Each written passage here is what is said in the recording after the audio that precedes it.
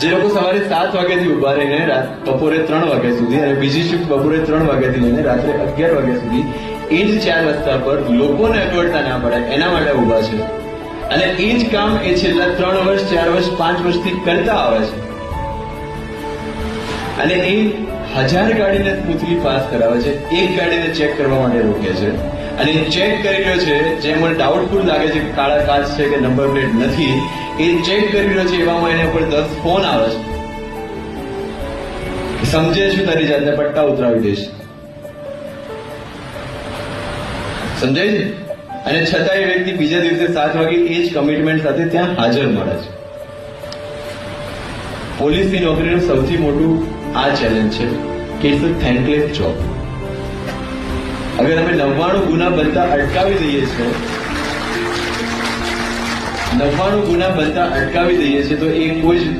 Notice નથી કરતું, જે એક બને છે એના પાછળ આખી દુનિયા લાગી હોય છે.